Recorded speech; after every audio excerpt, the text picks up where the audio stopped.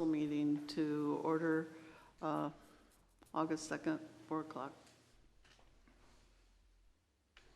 And then I'll refer it to, Okay, I forgot. and I'll call the Public Works Commission meeting to order for August 2nd. First item on the agenda for the commission is to approve the July 6th meeting minutes. I'll make a motion. Motion to approve the minutes from last month. Second. Motion and a second to approve. All in favor say aye. Aye. Motion carries. Second item is memo from Phil regarding project update. Maybe Phil wants to talk about that a little bit.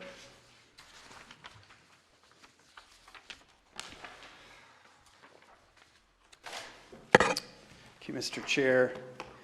I've provided a bunch of information. The first item on here is just an update.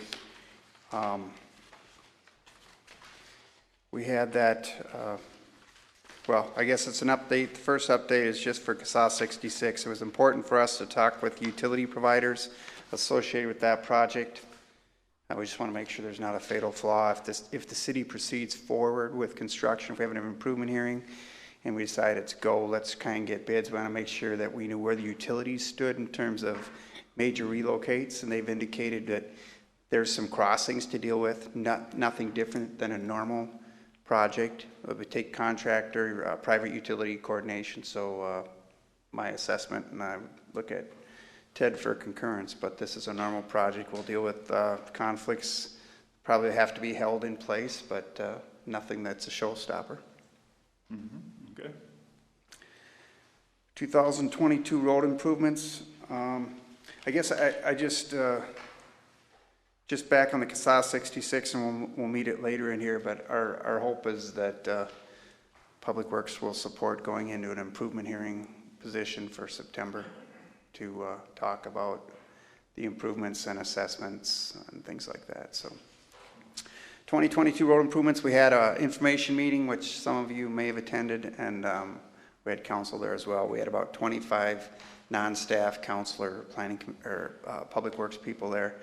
Got a lot of comments, lots of comments. I would say that most of them were on Whitefish area. We did get comments on the other roads as well. We've tried to just summarize those. A lot of the comments were what we noted or took off comments on the maps that we had laid out. We did have 3 comment cards. We did have 2 or 3 comments on the input ID that we had put up, and on also we had 1 email and 1 phone call related to this as well. So try to summarize those in this information. And then finally the RRFBs, that is just, I believe, waiting still for the actual RRFBs to show up and you to get the signposts. RFBs are supposed to be delivered sometime tomorrow. Okay. And the signposts should be picked up on, sorry. The RFBs should be delivered tomorrow, is what we've been so notified. And the signposts, I got to pick them up on either tomorrow or Wednesday. So. And so we have county concurrence on going forward with the plan, and I think Ted's got quotes on construction. Yeah, the council on last Thursday, you guys authorized us to proceed with the budget where it's at, and we're proceeding. We've given notice to the mason to start whenever he can get going. I have not heard of a time or when he's going to get going, but we don't want to put the RFBs in and have them in his way, so we'll be storing them down to the shop until we're ready to put them in and have them installed. When he goes, you should coordinate with us so we can mark out the extent of removals and... Yeah, I so instructed him that all things have to be coordinated through Bolton and Mink, because we'll be having an inspector there at different times of the process. So. Yeah. That's the update I provided. Happy to answer questions. I know that we deal with 2 of these options more in detail in subsequent agenda items. So. Yeah, I think that's good for overall information, and we can move on to agenda item number 5, which is the road improvements. Correct. A little more detail on that. Okay, so again, I'm looking for a lot of feedback on this. We have an improvement hearing that's been scheduled for the 25th of August on this. This was the delayed 2021 street improvements. We did do soil borings. We did do the topo out to about 10 feet beyond the existing pavement edges. I've done a little research and trying to find out what we have from the county on some past Whitefish Avenue area at least. So what this was provided was a couple reasons. Because we delayed, we wanted to give an update on what we knew today versus what we knew back in December 2020 when the original feasibility report was put together and the subsequent improvement hearing was scheduled. So this is kind of an odd one in that city started down a path, did the improvement hearing, decided to delay. Enough time has elapsed where we need to get back in front of the public and have an improvement hearing again. Re-talk about assessments, re-talk about what the city's proposing to do, re-talk about schedule and get feedback again. And then ultimately the city decide whether they want to proceed with doing the final design, subsequently going into a design public bid position and constructing in 2022. So this is a necessary step in my estimation to update that original feasibility report. Instead of creating a brand new feasibility report, I took a way of just supplementing the information in this memo. And so if you've had a chance to read through it, the new information again is soil borings, some topo, and then trying to get information from the county. So we updated the existing conditions. We looked at what was originally proposed. And then we've made some recommendations to supplement those. And I would say that unless you see it differently, I think many of them are similar to what was recommended before. We're in agreement with that. There's a couple that I think, one in particular that needs a lot of discussion. But I'll just go down my list and say project area 1 is Wild Wind Ranch. And I think we're in agreement that some form of full depth reclamation, reconstruction needs to occur. So the plan provided by Widseth was to essentially reconstruct one half of it. It's the westerly and southerly half by doing a subcut, which is digging down a foot, putting down fabric, putting in a granular material, putting the reclaim and class 5 back over the top, and then paving. So what our soil boring showed us was that the soils were similar. We did soil borings in 2 locations. We did them side by side, each lane. And in the ones closest to the county road, we found no aggregate in one boring and aggregate in the other, similar amount of blacktop, similar soil type, similar strength in terms of measuring how many blows it takes to knock a sampler a foot through the soil. I think they were both at 4, or maybe they're at 9 and 7, so they're similar. But then we went further back towards that wetland before you get to the cul-de-sac. We had side-by-sides again.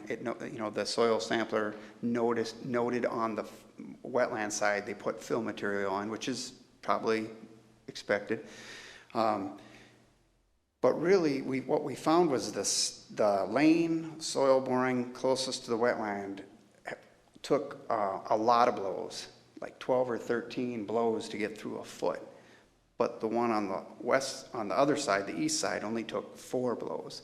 So just, to me, I think they packed the fill material really hard. I don't think they hardly packed, or they have some kind of bad material on that side. So in our mind, we think that the original approach is good, but we don't think it goes far enough. We think that what they ought to do is subcut both lanes so that whole road is the same width. For the full width of it and the length of it, it's subcut a foot. It has fabric under all of it, and then you build it back. We think based on the estimate that was laid out there, it would add I think I laid in here $20,000 in fabric and sand material to the project. But we think that's how you're going to have this road perform the same way and last the longest. So our recommendation is would add cost to the project. We didn't address assessments. The assessments were laid out at $4,000 a parcel. So we haven't got into that to say that's high or low, but more to say the improvement seems to us like on the right path, but just not enough, not extensive enough, so. I don't know if anyone wants to talk about Do that. you want to take these, have them make a recommendation on each one individually then? Or take it Either as a or whole? feedback right away, or do you want me to go through it all and then talk about it? I mean, maybe one at a time is best. Okay. Well, it's fresh So in our minds. So I'd love to get input on your thoughts on Wildwood Ranch Drive. The soil borings were a surprise. Yeah, and I think, I mean, I commend you for getting the soil borings because we didn't have those in the past, and you'd take a contractor out there and, oh, what do we got, you know? Yeah. Ching, ching, ching, ching, you know? Exactly. Price would go up right in front of your And- face. And I think that's one of the things we thought of too when we looked at this is we suspected you're gonna be in an after-the-fact negotiation with the contractor to do more. And it's better to kind of do this on our terms and have it set out there, so, And everybody's bidding on the job. right. So we do have new information.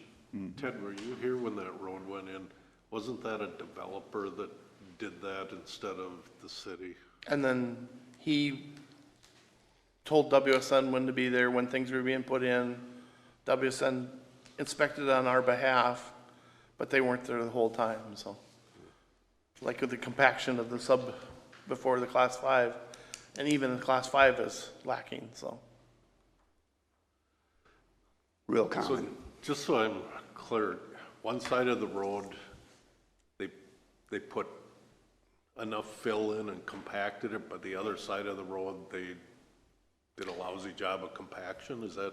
And what you're saying is to subcut down the same distance on both sides and then class 5 and then blacktop, or with fabric and? So I'm telling you that when we came onto this, there was some suspicion that the contractor buried like organic material, topsoil or trees, something that will break down over time and then create a void space for the road to fall in. And I think that was the assumption of WIDSEF, that it was on the west and south side, kind of closest to that area of the wetland and stuff.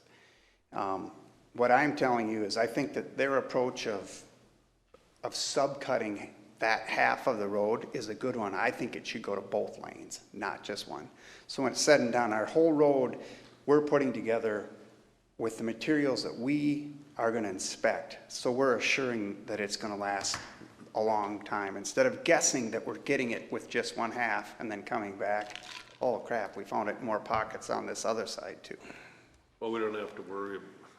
I guess what I'm after is if they buried the organics and there's stumps or whatever in there, do those need to be dug out at this point, or with fabric and then the class 5, that'll stabilize everything even with the crappy stuff underneath it? Hopefully. Not certain. How deep did the borings go? 6 feet, 6 feet? 6.5 feet borings. And they didn't find anything? And in the 4 borings we didn't find organic material. We found fill material. And anyone up here knows that if you get topsoil, it's like dark sand. So, I mean,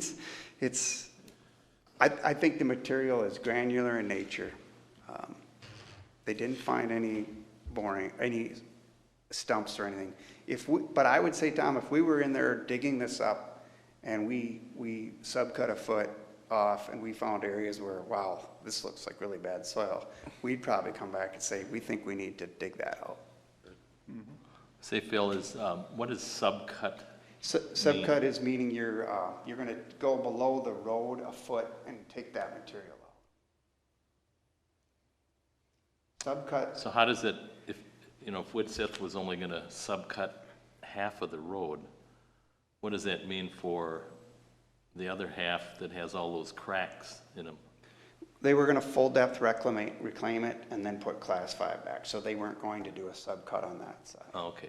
They weren't going to dig deep is what that means. Yeah, okay. I'm probably being conservative, but in my past, I remember talking to Cass County engineer, some really terrible soils area, and I think he had a great comment that if we get the materials the same all the way through this, at least we've created a homogeneous platform for our road, so it will perform the same instead of having a pocket of really granular, pocket of crap, pocket of granular, where nothing happens here, but this pocket goes up and down. You know, since I lived there, I don't know if you, the side of the road you're talking about, when you first drive in there, that side of the road up where they're building the new house, there's nothing but pieces the size of the 8.5 by 11 there, on that half of the road. So it's kind of like it was for many years, a road half the size, and then they must have just added to get it a little. I don't think there was trees or anything in there of any, I think the biggest part is it comes down to compaction. you know, They were in a hurry, just got it done, got paid. you know. Are we sure that the slow boring guy got us directions right? You know what I mean? Double and triple checked it with You them. kind of said east-west yourself, you know? I did, that was the first thing we thought, he must have screwed up on that, but they claimed that is the right number that went with the soil boring, so. Okay. When you excavate, you'll probably see So what then- it is, you know? Yeah. But are you gonna reclaim the whole thing and salvage the reclaim? Some Yes. places you have no gravel, so you can't really just reclaim that. You're not gonna have a good base if you just reclaim Well- blacktop and dirt. We have to get into the design. I think we have that option to just mill and take the bituminous, or actually go down. Could pick up some sand in there if we go down below and there's no aggregate. But there is an indication of aggregate through 3 out of the 4 borings, so. My thought today is we may reclaim less than we intended, but we would reclaim, stockpile that and reuse it, and then supplement with class 5 and save on new class 5 costs. So then the 205 that you have here in Wildland Ranch, is that the updated cost or is that the old cost? It's the old, it's not, isn't it? Or am I? And that looks I think updated. I updated that. Okay, I thought I updated that by 20,000. I thought it was like 185 and I updated it by 20. okay, I just wanted to confirm. And what I did is I think I went in and looked at the cost for fabric and granular, and Yeah. I think I doubled them. Okay, Very quick. We haven't gone in and re-estimated cost on these. You're planning on putting fabric across the whole road? That's Okay. what we were looking at doing. Think you can reuse any of that foot of material that you're removing to put the fabric in? Is it? Potentially. You know, Potentially. if it's granular, Yeah. If it's granular material, yeah, if you won't have to truck it out and truck new stuff in. yeah. Yeah. Okay. And then when you pave it, are you looking at 2 inches of blacktop then? 4 inches of gravel and 2 inches of blacktop? Or I'd have to go They with- were gonna go 2.5, I think. I didn't change their numbers, so the numbers reflect what they were I think they were thinking. gonna do 2.5 inches. yeah. Yeah. Okay. Is that Any more is that a questions? city standard, 2.5 and 4, Had been, yes. had been? Any other questions? Move on to the next one. Okay, so then Rushmore Boulevard and Rushmore Trail, based on the pavement condition rating, we use a PACER rating system where you basically look at the surface, and that gives you an idea what the appropriate fix is, from seal coat to mill and overlay, or overlay to full depth reclamation or outright reconstruction. So that's kind of right in that area where it's kind of getting to the end of being attractive for seal coating. Well, actually, no, it's in the mill and overlay area in our estimation, getting closer to full depth. I think today you could sit back and say it's an overlay, mill and overlay, if it had 3.5 inches. I think it only has a couple inches.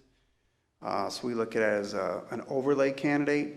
But then some of the comments that we received, and we knew this from the original improvement hearing, but then also at the information meeting, the approach to 16 is troublesome if you're coming from a stop condition to get onto CASA 16. So it's about 7.5% slope going up to that. We would want that flatter, 4%, 2%, almost flat right at the county road. But then the intersection of Trail and Boulevard is that round, kind of like, would be really super decorative if you had trees or something in the middle, but it's just kind of this grass area. And then further to the right on Boulevard, there's, as you get towards the end, there's an area where it's just sinking in. There's something below I would say there's something below the pavement that's deteriorating and it's sinking in. Again, organics decomposing, creating a void spot and it's falling in. So our kind of our sum view is, yeah, it's attractive to overlay, but by the time you reconstruct the approach to CSA 16, you do that. I think you need to turn that into a T intersection or something like that, or basically say that Boulevard is the through and the Trail comes into a stop, and then you fix the dip. I think, 40–50% of the road is rebuilt. So do you want to marry a rebuilt section with overlay? I think you full depth reclaim it. You reset the approach in the right of way. You fix the intersection. You fix the dip. And we have the catch basins at the very end of that, and to go in there and try to, we're gonna have to mill it out anyway, or chunk it out anyway to get it the right elevation for those catch basins, so. Yeah. We have dug stumps out of that one before. Have you? Over by Kiefer's. Yep, it's going down again, Yeah.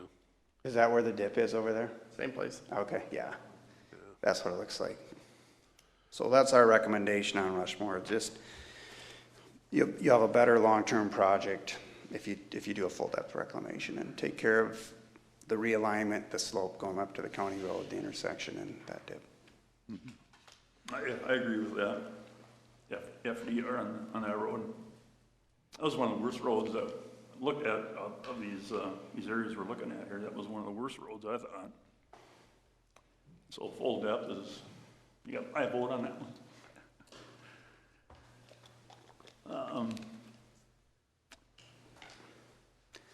And that has adequate blacktop and gravel to make Yeah. it work. I think you'll get a good blend. It's actually a good one for doing a full depth. We can bring up some of that aggregate below.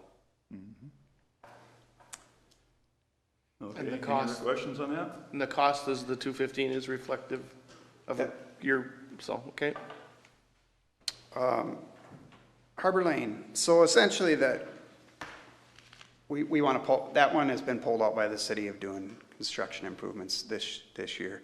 I think the comments there is, so when they did the soil borings, it's a lot of blacktop and no aggregate. It's the old, you're lucky you have sandy soils, let's just put blacktop down on top of sandy soils, and it's lasted a long time. So the good news there is when you do build it correctly with some structural aggregate under it and the blacktop, your roads are gonna last a long time. That road, we did get a lot of great comments at the information meeting. I think great comments. We did have one completely dissenting vote or a comment from the resident. But otherwise, even talking to one of the property owners that we'd have to deal with, very open to discussing with the city, getting easement properly set up in there. Some good comments about people would like to see if there's something to do so people can walk along there or bike along there. So again, I think that Harbor Lane is, we would develop that plan more, and that would be a discussion for a further day. But Birch, that'll be done in the future when you get the right of way worked out and the details. right, Okay, yeah. next. Birch Narrows Road, this is an interesting one again. This one had the most aggregate, most blacktop, least amount of aggregate in the project. It had no aggregate again. I think it had 6 inches of blacktop and then 3.5 on the very end or so. So this is just, again, a road that if someone ever told you that it's never been improved, they're not telling the truth, because I think that's had, I'm going to guess it's had 2 overlays on top of an original. But again, that one, the original plan was for an FDR. Now, I think an FDR can be done, but I would have to tell you that if you did an FDR, it would be adopting an approach that Anderson Brothers had did in Ideal Township on a township road that had no aggregate under it and just class 5 or just blacktop. What they did is they they dumped the aggregate on top of the blacktop before they reclaimed, so that they were trying to create the mix.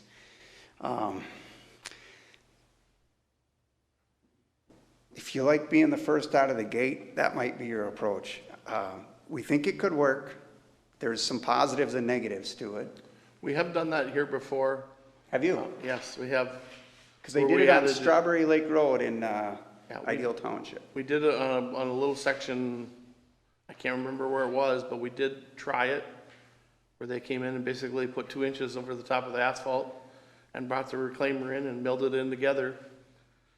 Made a heck of a base. I just can't remember which road it was. Huh. So the attractive part to me is Birch Narrows goes in and ends. And staging that, if there's people gonna be up here, might be difficult. Let me step back. The attractiveness of the full-depth reclamation is I think a lot of that can be built and people can still be using the road. The better way to do it probably is to get the blacktop off completely. Whether you mill it and store it somewhere and then come in and build your road accordingly, grade it, classify it and stuff. I'm concerned about the construction sequencing of Birch Narrows if we've got whole segments of that to the point where you strip the blacktop off. Is it sand? What happens if people drive on it, or construction vehicles and stuff? I'm sure there's a way to do it. It would require cooperation and probably a little bit better developed construction plan by the contractor, but it's not a mill and overlay. I can tell you this, it's not a seal coat candidate, it's not a mill and overlay candidate. It's either full depth reclamation or just straight out reconstruction. That's, Doug and I have had a little bit of correspondence on this, and he's brought up exactly those points about it's kind of risky to full depth reclaim it. I think you strip off the blacktop, take it back to the plant and have them all gravel in, work your way down the road. You know, something like that. I've never come across that where you have that variance in blacktop before. I mean, It's everywhere in Cross You want to Lake. have a homogeneous street, right? You don't have one now. No. And just reclaiming it, you're not gonna have it after either. And that, if you're going through 6 inches of blacktop, you'll never, I don't think you can reclaim that deep. They have to get an inch below Yeah. the blacktop when they do the reclaiming, just to cool the teeth down. So, yeah, in that area, they'd be reclaiming 7 inches minimum. And then as you got to the back third, where we did our third boring, you'd have to adjust and hope that wasn't just a variable thing, but there's only 3.5 inches of blacktop there and no aggregate. So, I mean, it's, You can't reclaim 7 inches, you wreck the machine, the teeth, oh, it gets so Well, hot that, And you don't have any material that you can use. If Yeah. you just reclaim blacktop, you have nothing, you got, you know, it's not worth anything. You have to have an aggregate with the blacktop. 2 inches of blacktop and 3 inches of aggregate gives you a beautiful mix of aggregate. And you pave over that. This has nothing but, you know, theoretically sand underneath it. It ain't working. yeah. isn't that Manhattan Point Boulevard had sand underneath it? Yeah. What'd you do there? 35 years. Basically, we chunked it out for the most part. They hauled it away. Just, yeah.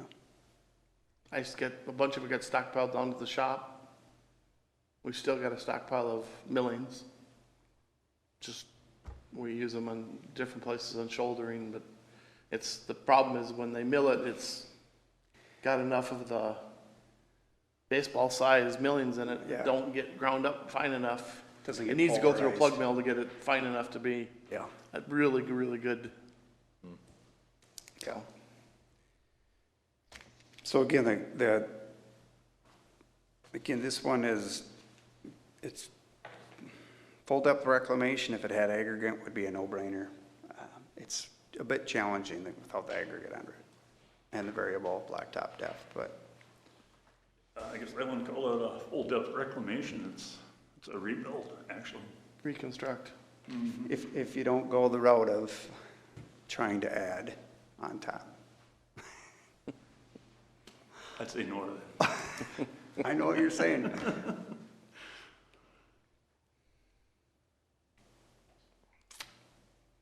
So that, we'd have to work that out in terms of during the design. We're still at the preliminary stage with this feasibility report.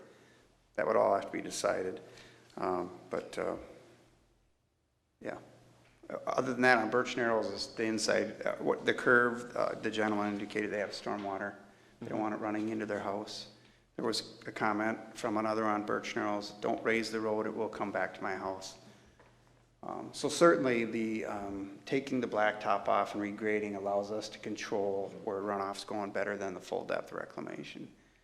We can always remove some of that FDR, obviously, and try and bring it down, but then you're probably getting, makes more sense to reconstruct, so.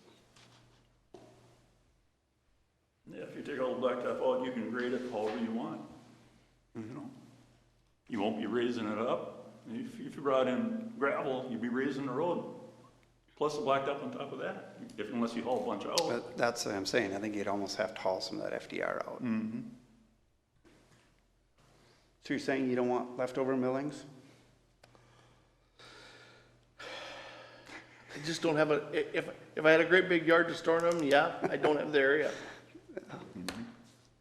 I'd love to have a 10-acre site or 15-acre site that we could store it on, but we don't. Works great for base for future trails. Yep. Yeah, I mean, if you had a place to store it, there's a lot of value to it, but. Well, I thought of, I keep thinking of the trail, we keep talking about something along Harbor. We could put this stuff in and roll it, and it'd be phenomenal trail. Later on, if we want to, you could pave over it, but right now it's just we don't have the space to put it.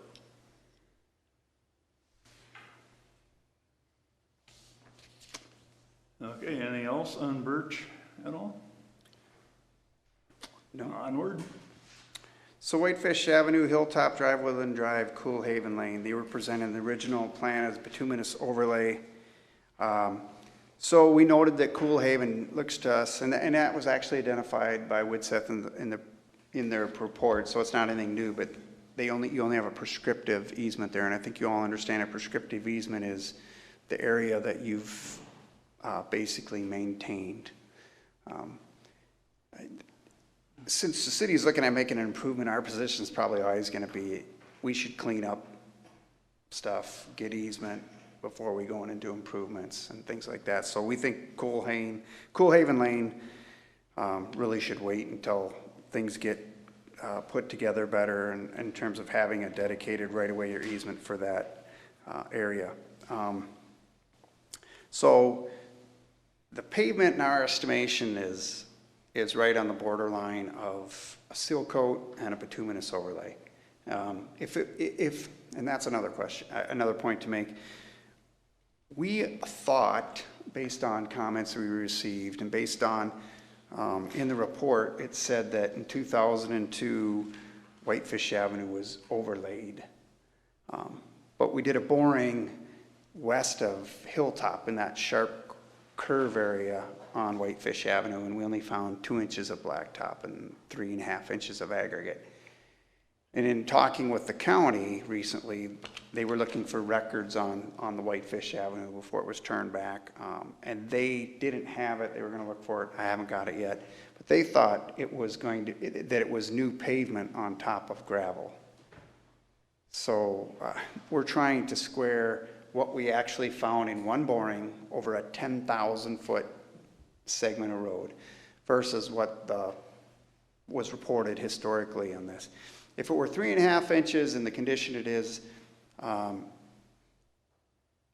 I think a mill and overlay would have made more sense than an overlay. If it's 2 inches, I think an overlay makes sense.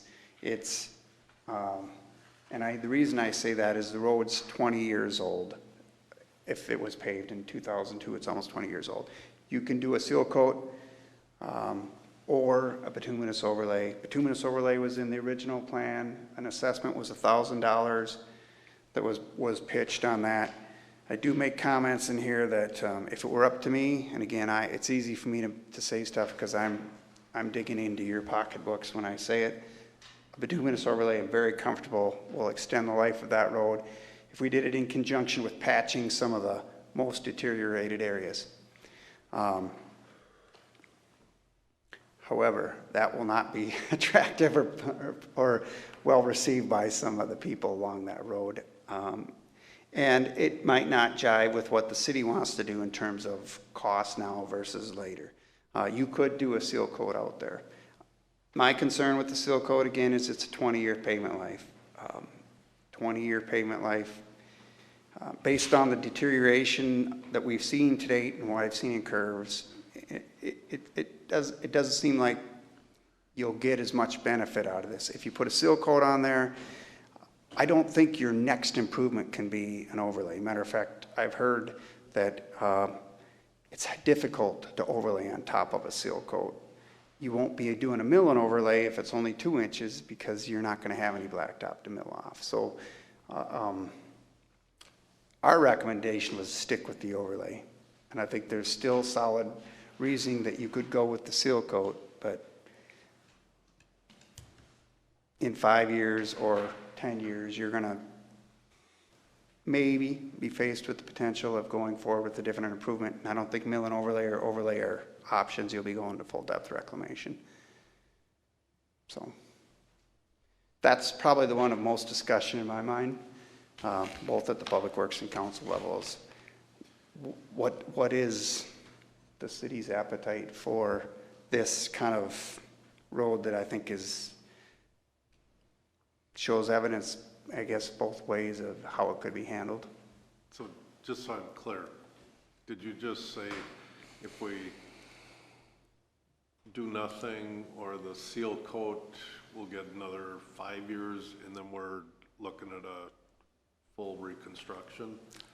Or we do an overlay at this point to extend the life, and potentially there's people that don't want to get assessed?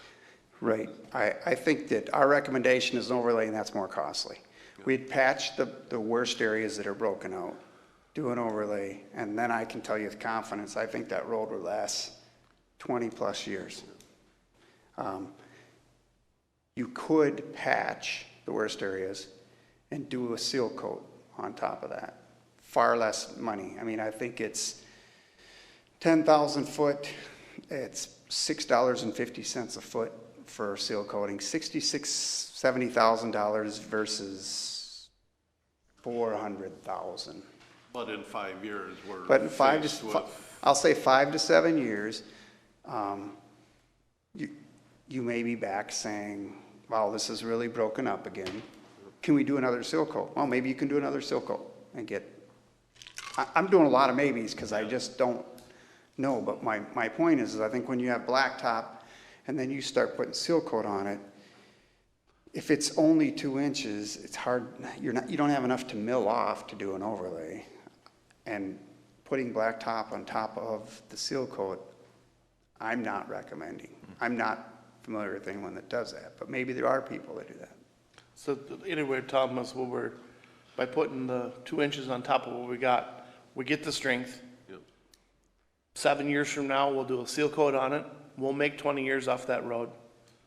If we go ahead and we just do a seal coat now, 7 years from now, we're going to be back here, another group will be back here talking about it again, rebuild it. And I don't want to use numbers to scare anybody, but I don't know. So we talk like seal coating $6 a street foot for a 24-foot wide rural street.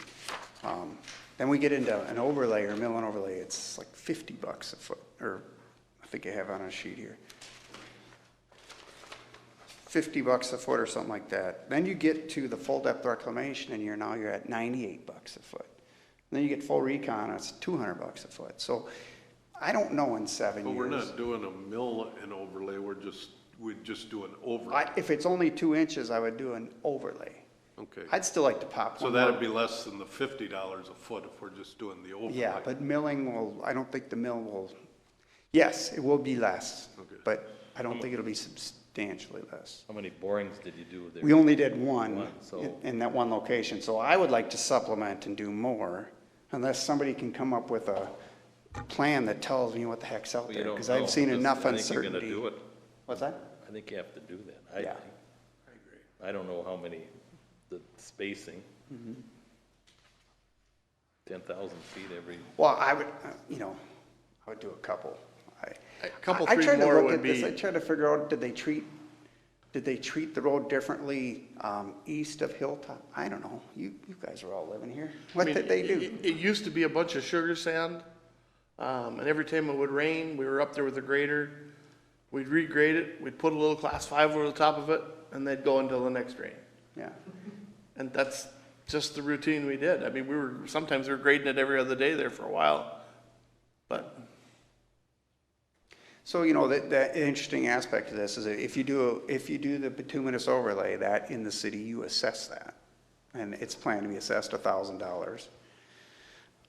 If you go to the patch and the seal coat, does that put you into no assessment? So Just my thought, it seems like you probably should do some more borings, but it seems like a no-brainer to me that you do the overlay. And otherwise, we're gonna be back here in 7 years anyway, doing the same thing, and I mean, nobody wants to get assessed, but I guess I go along kind of with Dave Nevin. I think $1,000 assessment is too cheap. I think it should be more like 2,000, like Dave said.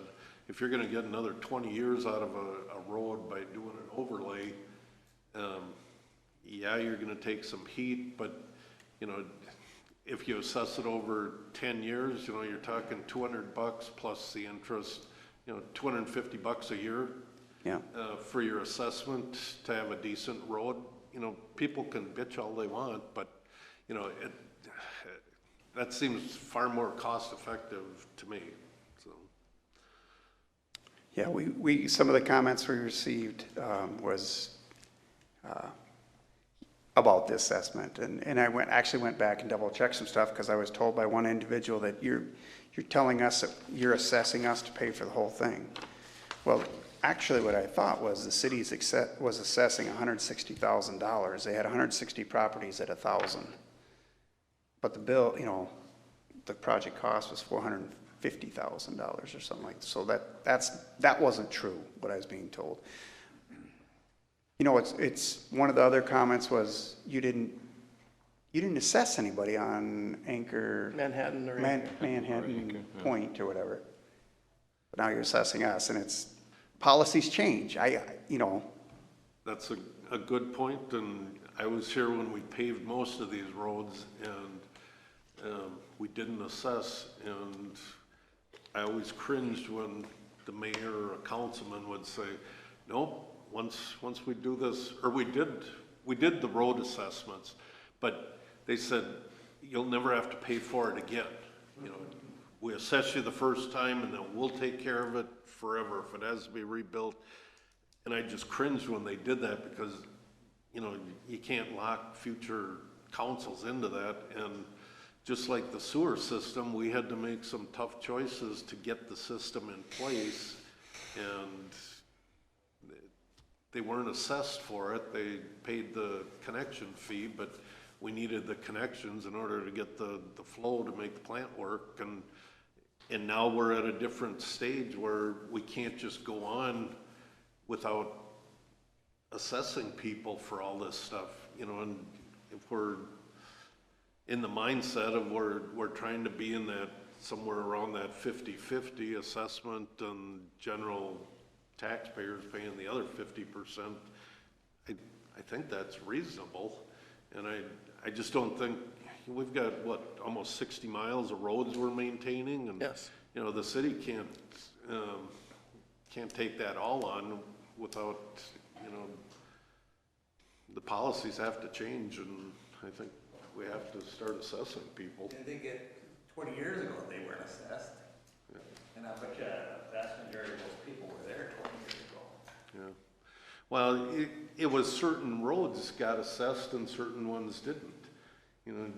Like behind my old house, Johnny Street and Robert Street, those got assessed. And West Shore Drive, because it was already paved, was considered a city maintained road. So that that was rebuilt and not assessed. So the policy back then was if you were bringing up a city-maintained gravel road, it was a 50-50 split. If you were giving the city a non-city maintained gravel road, the city would take it over if you paid the whole amount to bring it up to city standards. And if you were just overlaying a road that was already paved, you didn't pay anything. And there's, like, on the sewer project going up to Moonlight Bay, they're getting a new road, but because they're on a county road, those property owners aren't gonna pay an assessment on that, where, and maybe Manhattan Point and Anchor Point didn't get assessed, and that was, 5 years ago or whenever we did that. But I guess what I'm saying is, I just don't, we're already behind the 8 ball on bringing these roads up to standards, and I think you've gotta have the property owners participating in it. I'll shut up now. Only comment I've got on Whitefish area is that when you're talking an overlay, you're gonna have reflective cracking back. You're gonna have the crack showing up in a few years, and yeah, you got the strength there and everything, but the road is gonna look pretty much the same in a few years. If you do a chip seal coat, in 5 years, maybe you can do it again.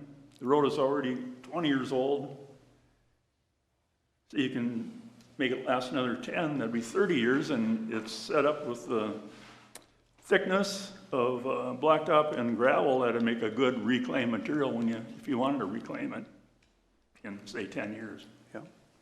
And then you'd have a road with no cracking, until you get your eventual contraction cracking and stuff like that. But overlays, in my mind, you're gonna have that cracking right back, and it's gonna look just like it did.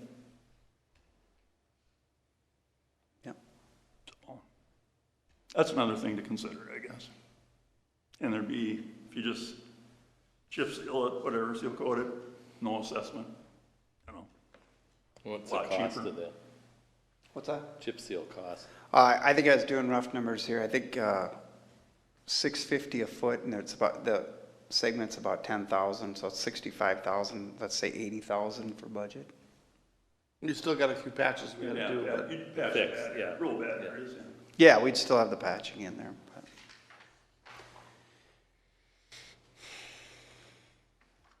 That Ted had one street up there seal coated, and it looked great, and one day we were out there looking at it.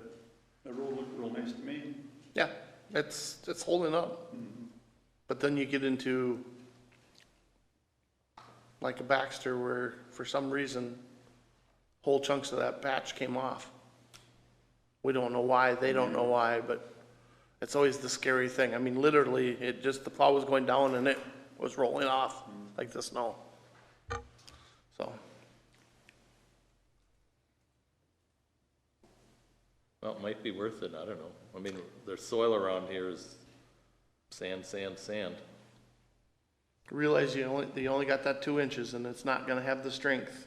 You know, So it's gonna do more of the wavy when the big trucks are on it, so. right. But the big trucks hopefully will stay mostly on that northern road. I'll tell you what, there's a lot of deliveries and a lot of construction on that road. People have been improving their houses huge. I mean, it's not little trucks, it's semis coming in there with whole loads of rock. And you gotta remember Camp Canoodson too. There's a lot of trucks go down to Camp Canoodson and come around, because they gotta sit there And the buses. and buses. Yeah, the garbage trucks too. So, I mean, I think I made a comment in here, and it's not trying to deflect anything, but, I mean, we can make, the city can make whatever decision it wants, just as we recognize what our desired outcome is. I mean, if there's a reason to go seal coat to save on dollars, to get 5 to 10 years, so, as long as you know what your outcome is, that, I just don't want to come back in 7 years if I'm still around and have everyone beat me up saying, didn't last as long as you said. Lasted as long as we thought. So is the curve, that one curve you keep talking about, is that the only, putting drainage aside, is that the only thing that's an issue? No, we have, remember, there's several properties where it drops off into those access lots that we have. And because over time they've been improved or whatever, they're causing erosion all the way to the bluff. So there's some of them that we've already identified and we want to take and, Curb? well, no, not curb. What we're talking about is right where the driveway is bring it up just a little bit when whatever we pave it or whatever we do, we go in there and cut that out, but off to the side of it, put a swale. We've got right away there. We've identified we have enough.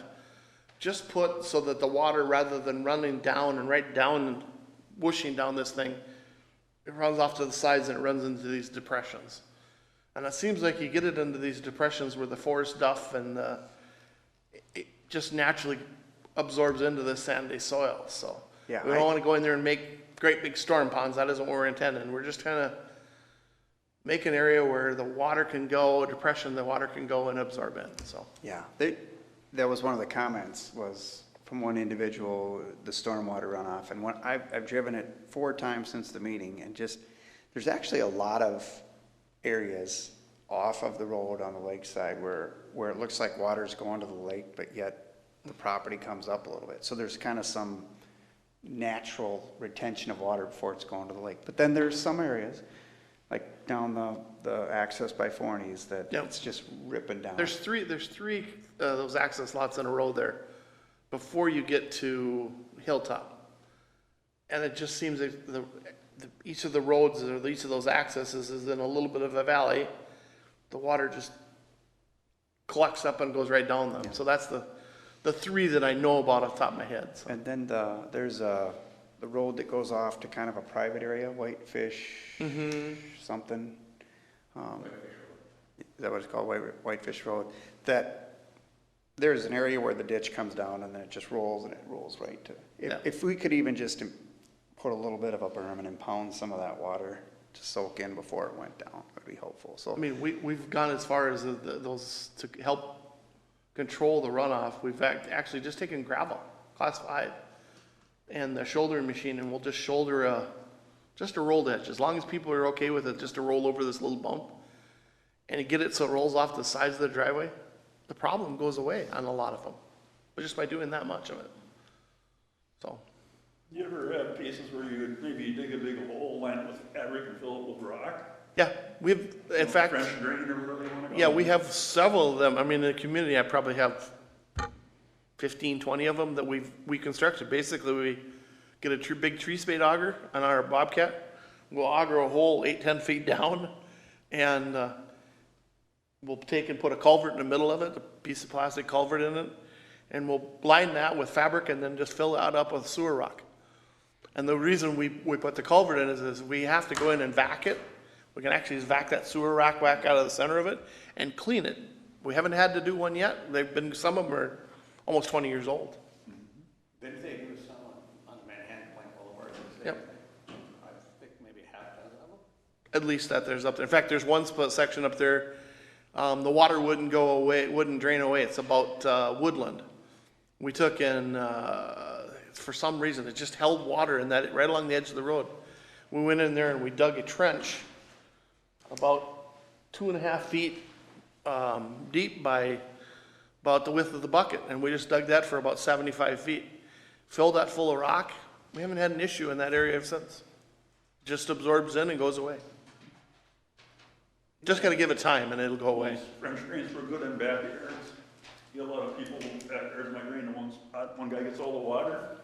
Yeah, he's got a rock garden back there now, no water. Works out pretty good. Yeah, in fact, Birch Narrows, where you guys were talking about that curve, we're gonna re-tip that curve so we haven't got so much water going to the, we put a French drain in there 2 years ago and he hasn't called me since we put it in. So, Whatever's done on the project, you probably do some drainage improvements then, right? yeah.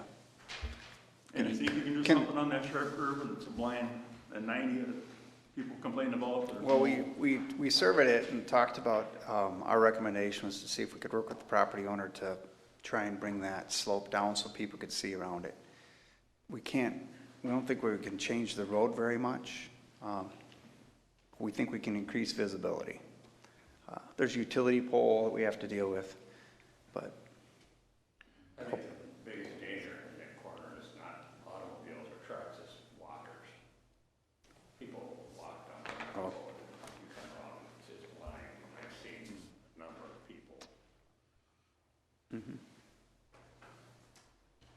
Can I ask another question? yeah. If you did do the overlay now, and in 7 years, we're back talking about, okay, we need to do something. At that point, could you do what you were talking about on Birch Narrows, where you'd lay the aggregate on top and then mill it and use that for base, and then pave over it? So I think what you want to say is if we seal coated instead of overlay? If you seal coat or chip seal or whatever, you're talking chip seal is the same as seal coat, right? Yeah. Okay, Yeah. so if we chip sealed it now, and in 7 years, it's breaking up or whatever, could you haul in the class 5 and lay it on the top, and then bring the milling machine in and grind everything for your base and then pave? Well, I don't even know I don't know that we'd have to bring it in ahead of time. I think we could just chew it up as it was, because when they did build, we think when they built Whitefish Avenue, they actually did put some aggregate below the blacktop, and that's what's kind of missing in Birch Narrows and stuff. So yes, if you so coated it, if you came at 7 years and you're like, this is just not performing very well, I'm saying that's what you'd be doing. You wouldn't be doing the next level up an overlay. You'd be doing the full depth reclamation. But like Doug says, then you're 27 to 30 years old, and Isn't the average life expectancy of a road 30 years? well, yeah, I think it kind of depends where you are. This kind of this thing that I can only put my fingers on it.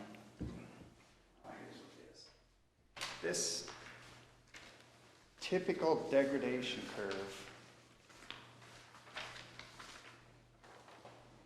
kind of puts it out at 25 years. Do we know the average? 'Cause I feel like we've been through this and we're getting 40 years out of our roads. Right, that's what I was gonna say is, so when they do this average deterioration curve, they do it across all base soils. So if you have really sandy soils, you probably get further out than 25. If you're in Aiken and you have clay soils, you probably get short of 25. So, I think you get, like I've said before, I think in Cross Lake with the sandy soils, you have, when you invest in doing a road right with aggregate and the blacktop, you get the most life out of a road because your base is so good. So can you chip seal to what Tom was saying and fix some of the water issues Yeah.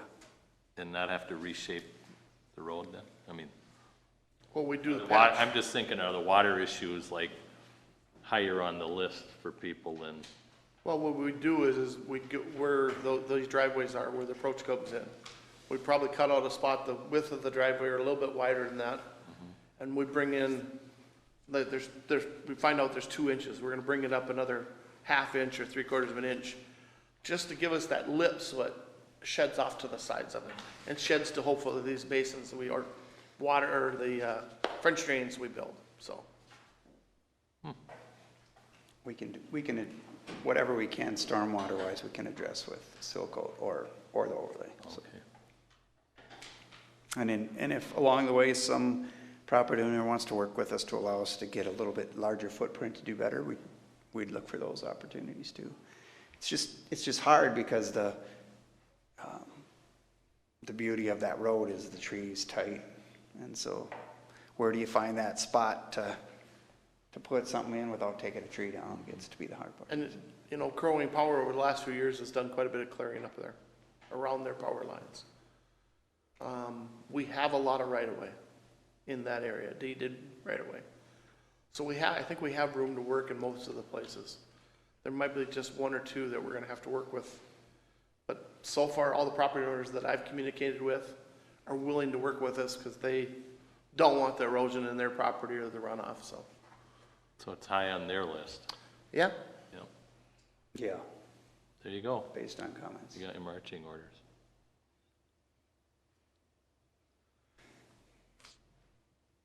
Okay, anything else in the Whitefish area? I don't think so. More questions or anything? Okay. so instead of 465, we're talking 80, 90, someplace in there? I think so. I mean, By the time we do the patching and a little bit of dirt work on the curve and, yeah. okay, Say, if you want to use round numbers, say a quarter of the project cost from one to the other. okay. That fixed drainage too, or is that on top, additional? Well, you know what, I kept the, you know, the number that is in the original has a contingency of $40,000 in there. The patching, I don't think the patching's we're gonna probably address the areas, but I don't think it's a big number. It's not huge.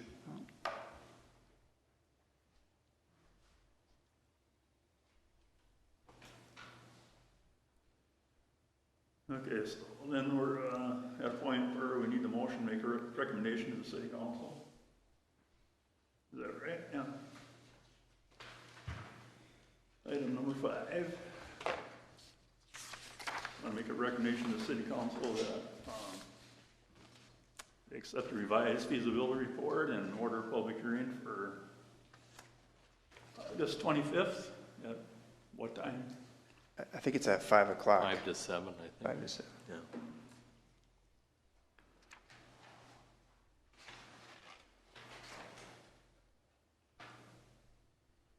I guess on Whitefish, we talked a couple different ways to go, I guess. We're gonna have to wait through that, maybe through the public hearing, and decide exactly what they want to do with it. I think you can, You do an overlay, assess $2,000, if you do a seal coat, assess nothing. See where it takes us.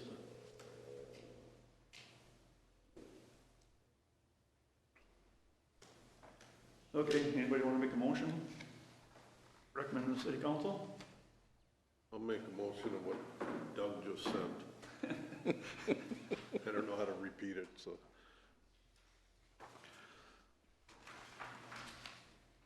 Well, based on what we discussed for each of the streets and how to approach it, I think we kind of agreed on what our recommendation would be, except for maybe Whitefish is kind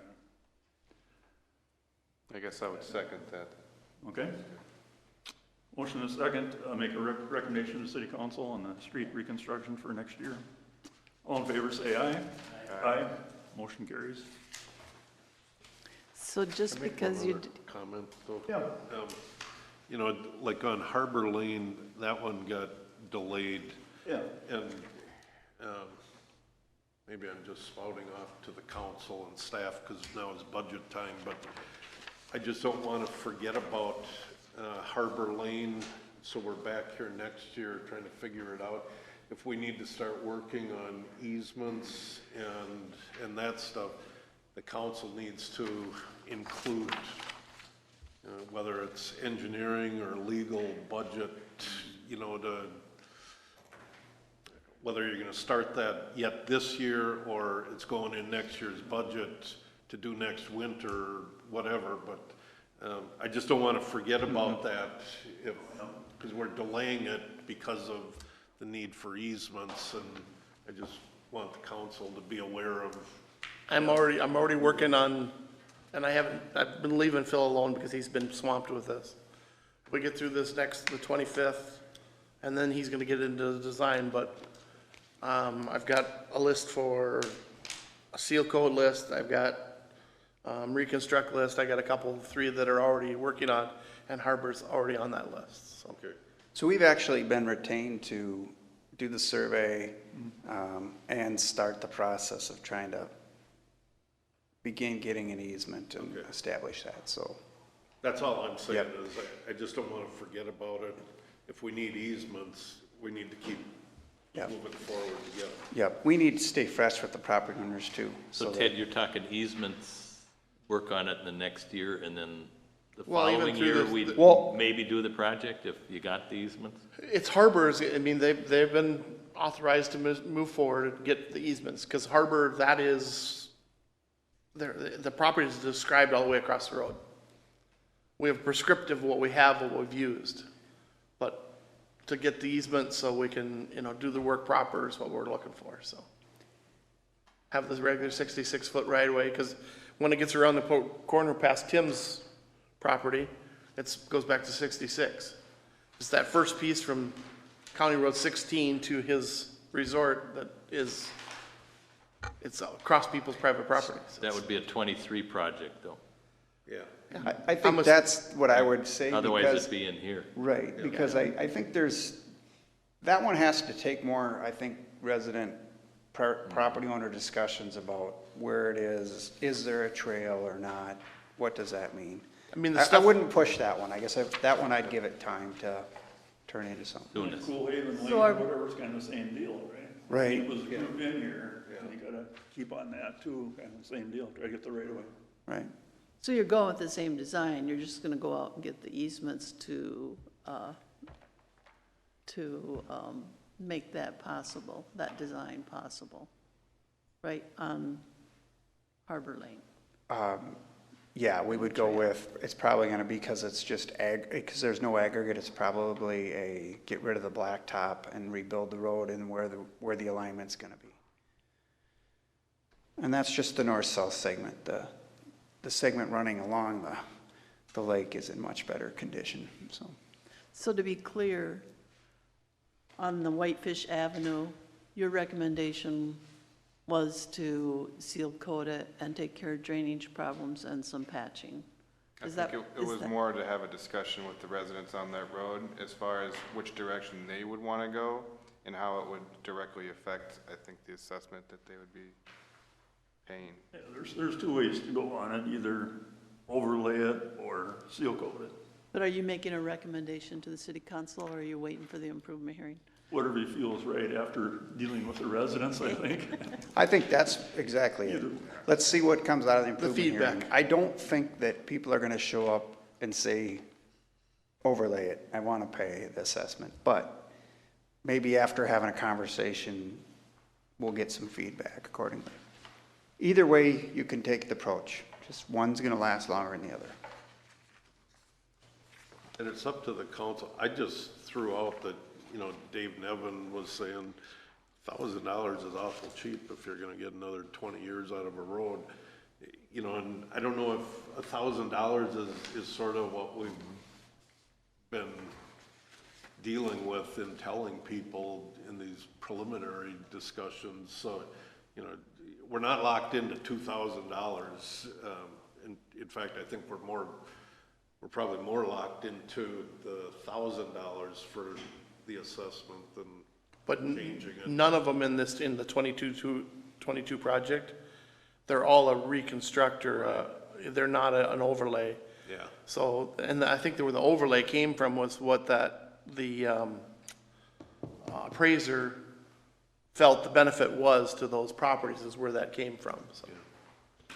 One comment I'd have for Public Works is, in comments on people from Whitefish, I've heard two stories. One is, keep it cheap, and number two, you didn't have to pay over in Manhattan Point Boulevard. So I have not heard anyone yet talk about doing the overlay. But I do have a lot of people who say, how come we're getting assessed, da-da-da-da. So I'll see what you get at your meeting, but I can just tell you what I get in the community.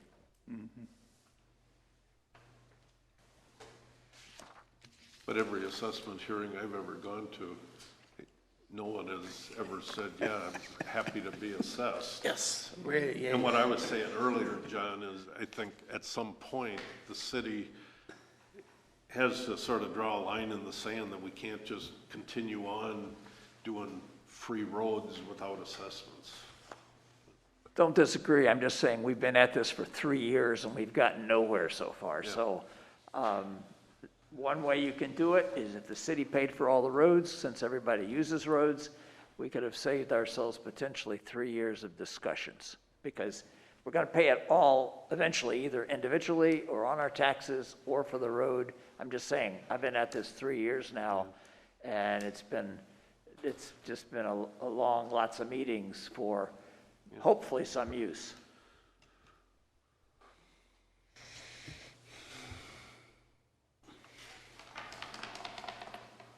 Okay, well, then we're on to item 6.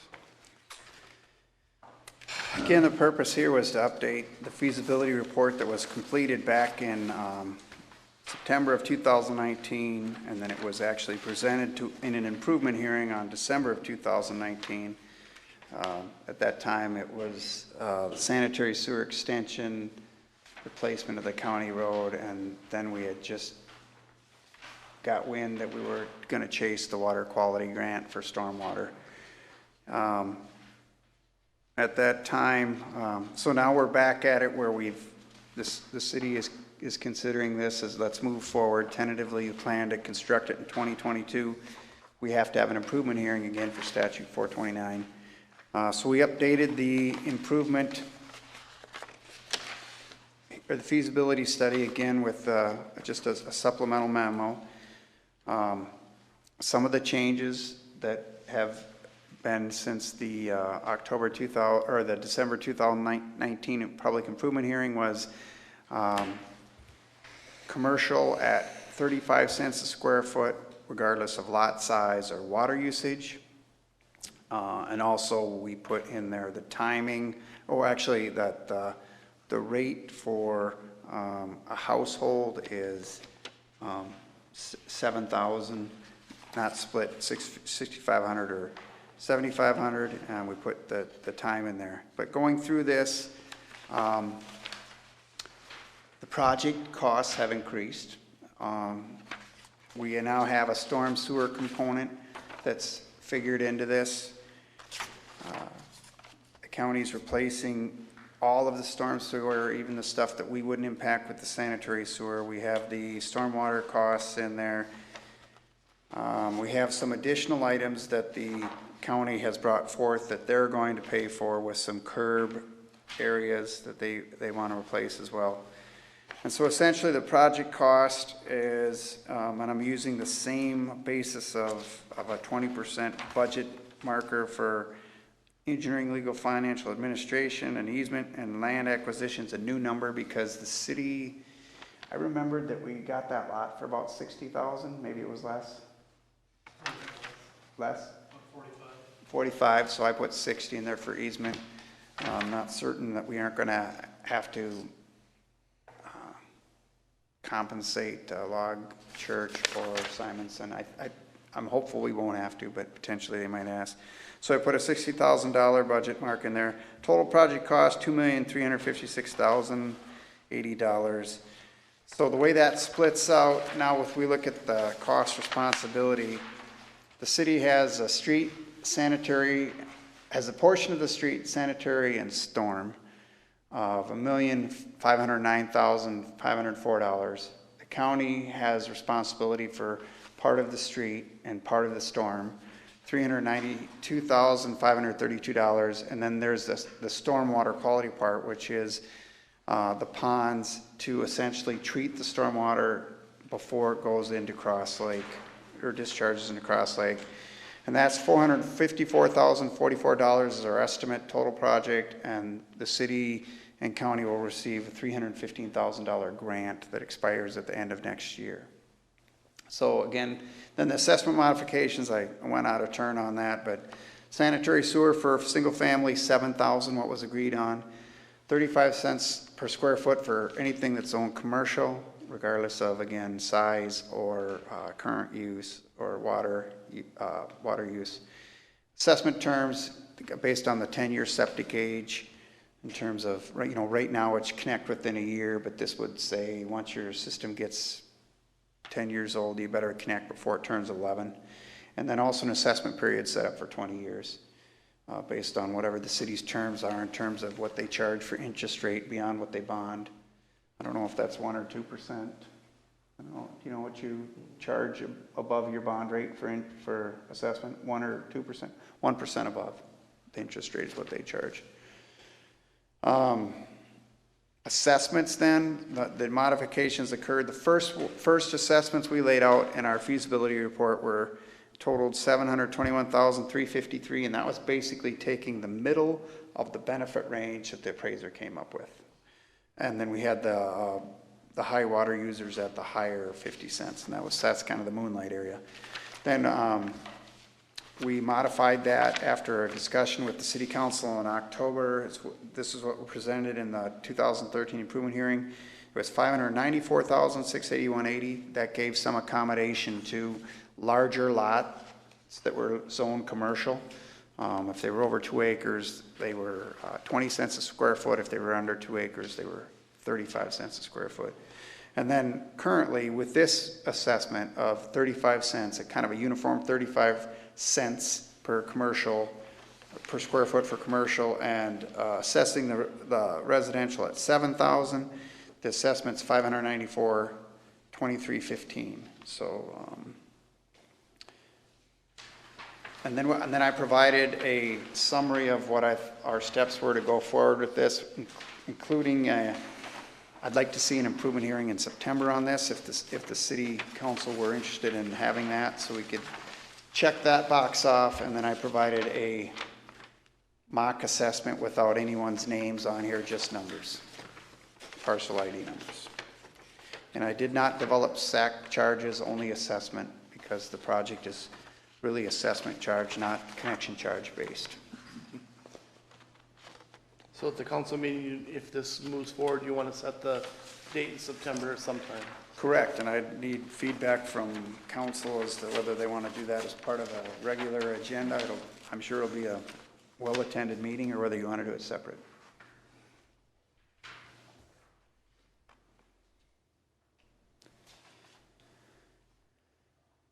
But happy to answer any questions on this update. Do you want council to take action on this next week or next month? To take action next week to accept the update and to schedule the improvement hearing for sometime in September. Okay. That's my goal. So I have a resolution accepting revised feasibility report in order in a public hearing for September, or whatever. Yeah. Okay. Unless there's differences or issues with what we've laid out, or where things have squared up that the Public Works Committee would like to address. Looking at your mock roll here on the log church, you made a change in the area of that southerly lot. On here you got it at 2.3. Right, so good, thank you for bringing that to my attention. So I highlighted in red the changes. So that is the southerly lot. It takes basically, it's a 1,000-foot lot, and it goes the first 500. So that's what their assessment is, 2.34 acres. It's at the 0.35, or 35 cents per square foot. The other change is down at, you see the big zero. So the Frasers had 2 lots. They had a north lot that fully fronted 66, and then they have that little access flag lot. We put a 0 on that one. So that's what the 0 is. So I appreciate it. I'm glad you reminded me, because I kept those different color to show you that those were the adjustments. We adjusted for depth with the log church, and we adjusted the Frasers southerly lot. Yeah, still your total assessment came out almost identical, 594,000 or something. Similar. You made those cuts, but when you add in the 35 cents versus the 20 cents we had, you got. There's some winners and losers. Yeah. Yeah. And with the Fraser thing, it's even one other thing that they can do, and that's they can change their zoning to residential and be under a different view of this. But I think with them, we've talked about pointing out they have that deferment ability because of their age on these assessments. The log church is a different, harder to handle. Someone spoke with Mike about this, about the changing possibly with Mike Fraser. No one has, well, I don't know if, this has been discussed over the last 2 years. I don't know if anyone has talked with the Frasers about the opportunity to rezone. It'd be nice if, I think, if somebody would, at least bring it to their attention, because, of course, And I think Mike is living in that vicinity, the son. Okay. The only thing that I disagree with on this is going from the 20 cents to the 35 cents, because that's a 75% increase. You know, just per square foot doesn't sound like much, 15 cents, but when you put over a couple acres, you're talking tens of thousands of dollars. And if I was a property owner and I was told 20 cents a year and a half ago, and now you're telling me it's going up 75%, I would be very upset. And last month when we talked about changing the rates, I understood that we're changing the 50 centers down to 35 cents, not raising the 20 centers and putting up to 35. So I had no intention of voting on that as a affirmative. I would have objected at that time, but I thought we were just lowering rates, not raising rates at the same time. My fault maybe, I didn't ask her. I didn't understand, but that's my feeling on it. And I'd hate to see those people get hit with 35 cents a square foot versus the 20 that they were told a year and a half ago. And not gonna look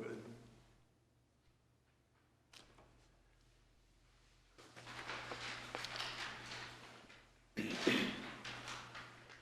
It's probably not a popular sentiment. I love the uniformity with which the city has gotten to. 35 cents a square foot if you're commercial. Doesn't go judge your property today. It's 35 cents a square foot. If they're opposed to it, they have the ability to come in and appeal and go that route. I completely understand what you're saying, but, and maybe I have the ability to be completely objective from this, but I don't know what's going to happen with those properties. I don't know. But I think you apply your, if someone gets 20, and maybe we erred in the past in showing 20 cents a square foot, and maybe that's the part that's really the hard part is we showed this. But at 35 cents to every commercial property,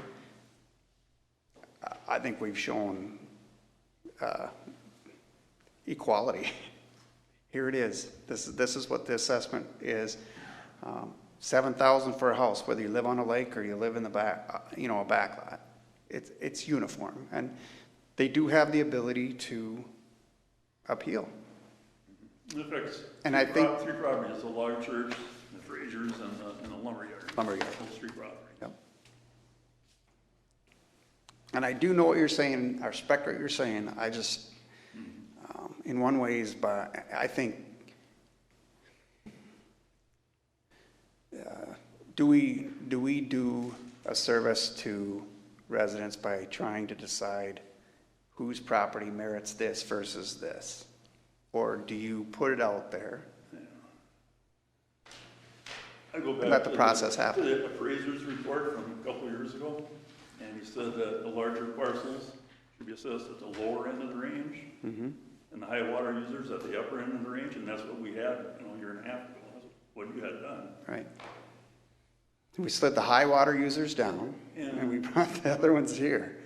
The high water users are going to pay a lot of money for their hookup, their connection, and for ongoing monthly fees the rest of their business, the rest of the time. And here you got a church that is not really a commercial use.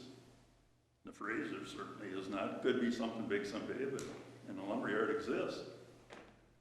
They're a bigger parcel, but how much are they going to use the sewer system?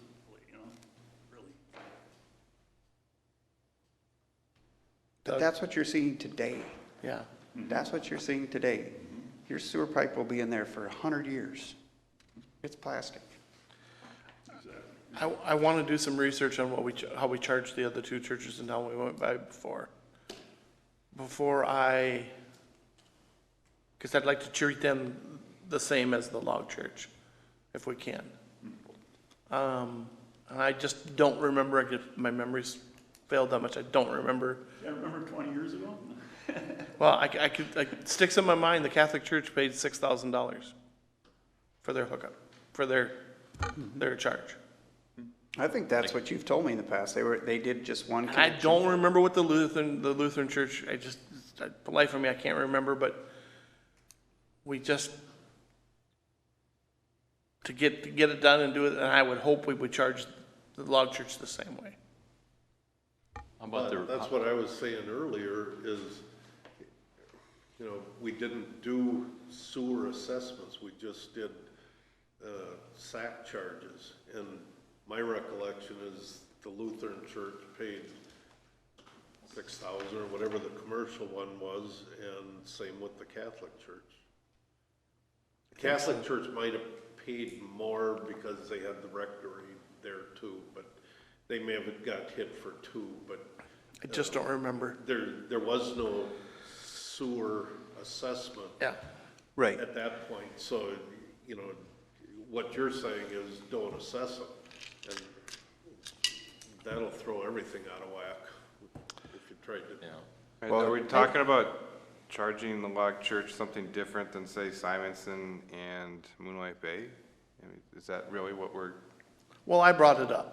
And I apologize that it's in my thinking. To me, I shouldn't be this way, but a church is different than, yeah, and I get it, it's, because I don't want to but go now anywhere, but we got a classic example. The church has changed.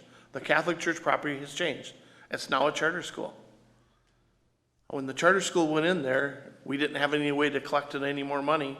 The 6,000, that's all that's ever been paid for, and now we got a charter school there.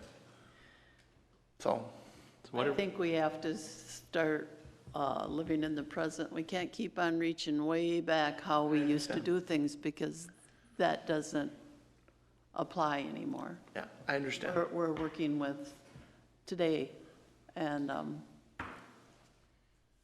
that's just how I feel about it. You can't keep on going back. Yeah, and I understand that. Aren't we bending the appraiser's report, though? The high water users are getting a deal? His report said that he did not, when he did his evaluation, he didn't take into account any SAC charges. And, you know, the higher use properties are gonna pay a very large SAC charge for the water they use, compared to the other properties that maybe just have restrooms or whatever, you know? Yeah. So what did we do with Whitefish at the lake, or the senior place? How did we, that's a recent, Every unit, I think it was every 3 units equaled one, At this. ERU? yeah, ERU, and then it was whatever that multiple of ERUs they paid, times the 7,000. Yeah, they paid a connection charge, not an assessment for the pipe in the ground. They paid a connection charge of however many rooms divided by can't remember what it 3. was. It was a big number. Yeah, it's up there. They paid a connection then. They paid for a connection. versus an Right. assessment. Again, this is assessment for the pipe in the ground, Yeah, it's- not the connection Right. charge to the treatment plant. This is the pipe that we supplemented to get in the ground, so. I don't think the appraiser in his comments said that he did not look at SAC charges. He didn't include that in his, what he had said, you know, bigger properties pay at the low end and high water users pay at the high end. He didn't take into account the SAC charge.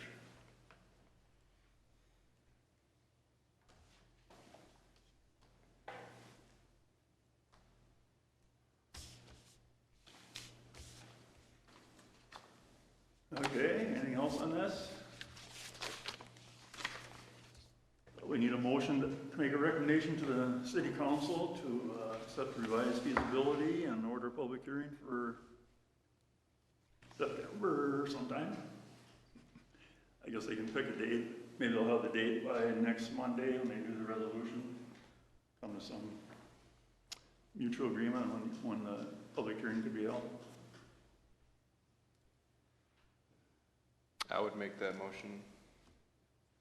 Okay? I'll second it.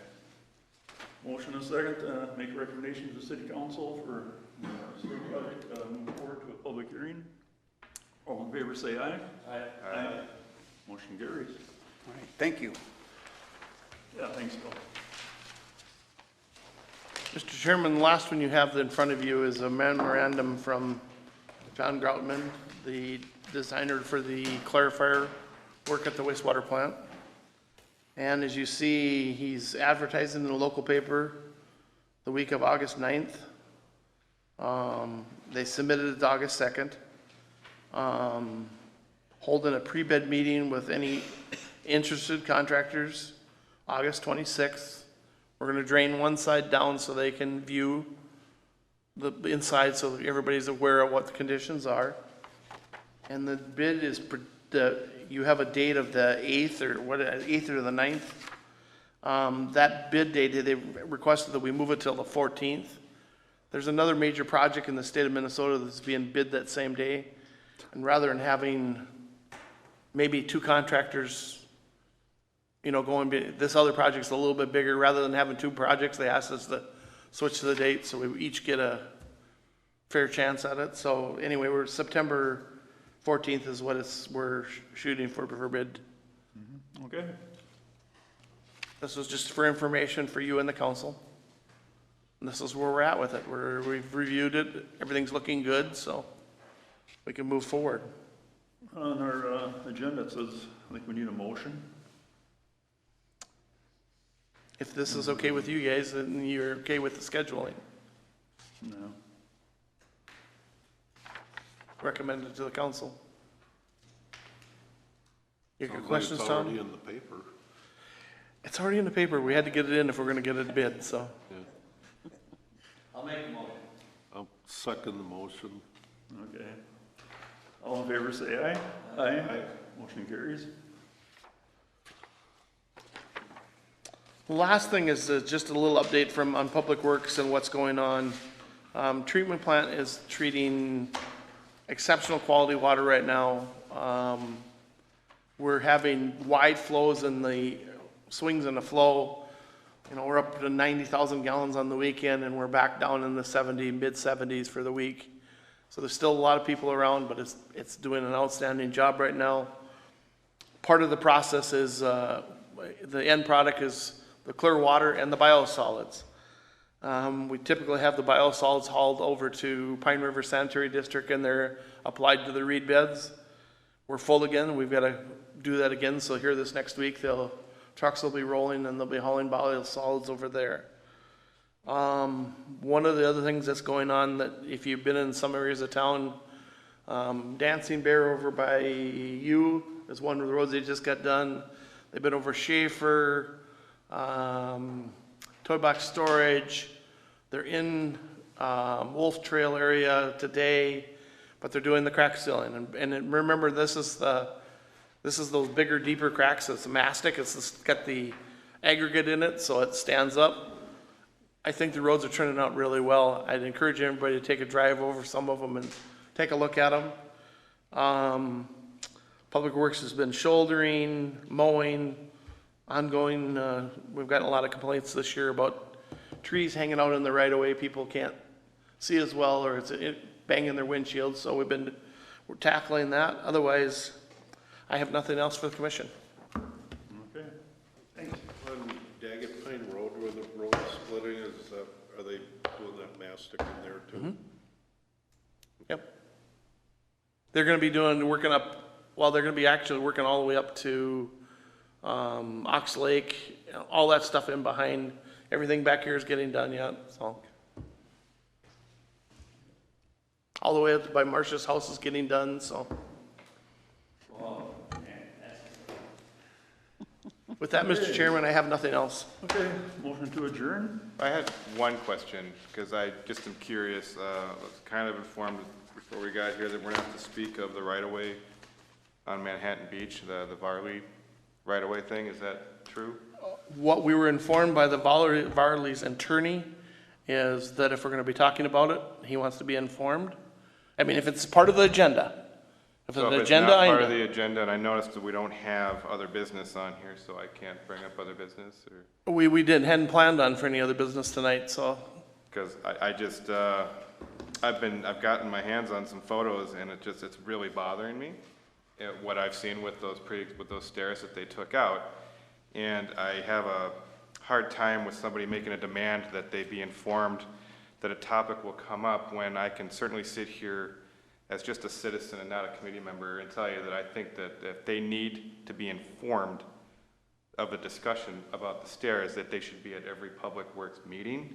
I also think that it would be in their best interest to probably be at every city council meeting, because it doesn't sit well with me. And so my question is, I got multiple questions, like who do we talk to in regards to the safety of these stairs? How many phone calls were brought into the city from the Varleys in regards to the safety of these stairs? Like, who do we talk to? Is that something that John Kolstad would know, or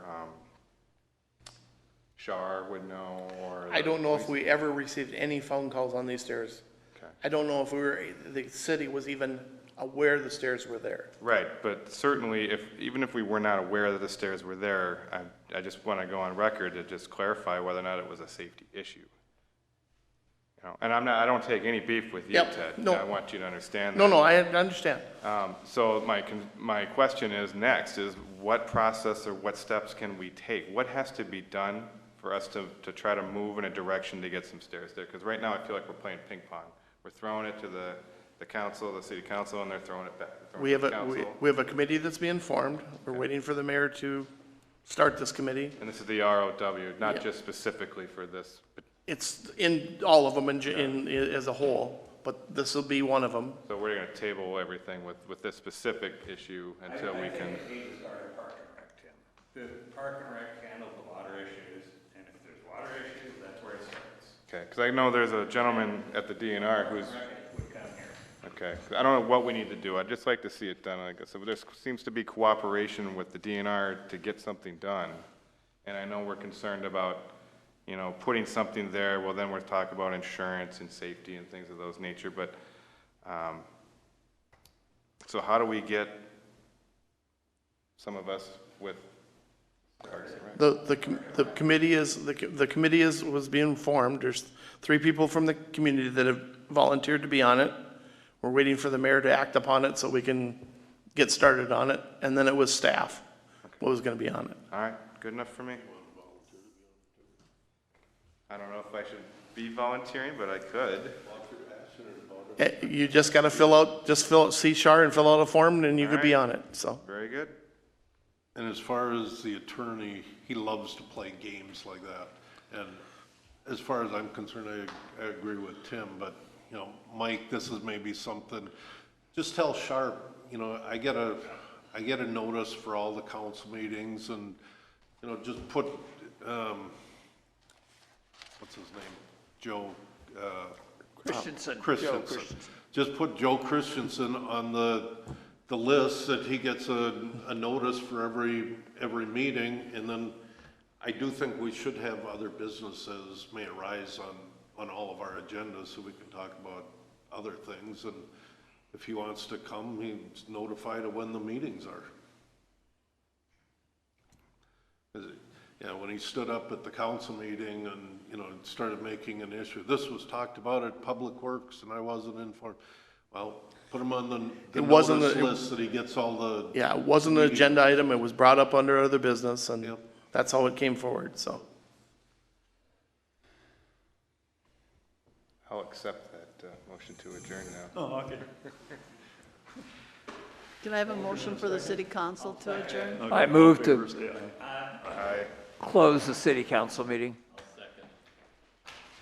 In favor? All- Aye.